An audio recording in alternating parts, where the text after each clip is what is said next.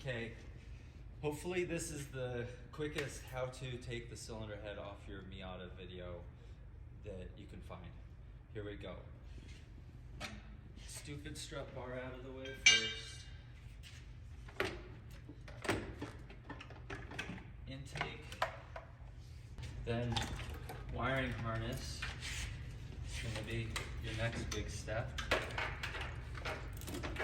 Over out of the way.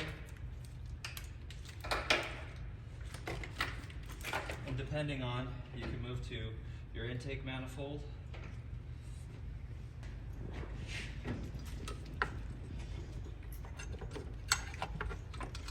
Fuel rail.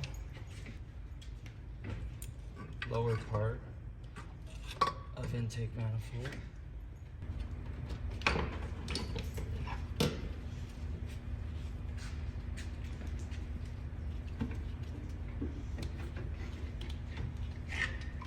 Valve cover. Then you're gonna have to make some extra room. Air box, heat shield,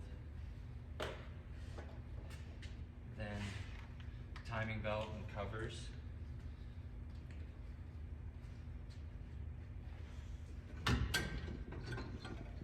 Exhaust manifold you can probably leave in the car.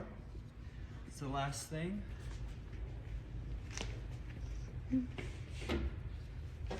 Then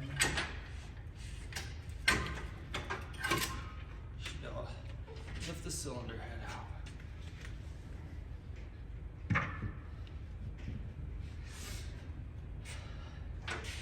As you can see, we've got a little bit of stuff to clean up and some more things to do, but that's your cylinder head off your Miata.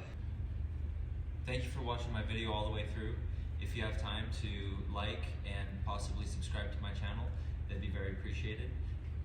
I've got a lot more Miata stuff to do in the future, so just look for updates and notifications.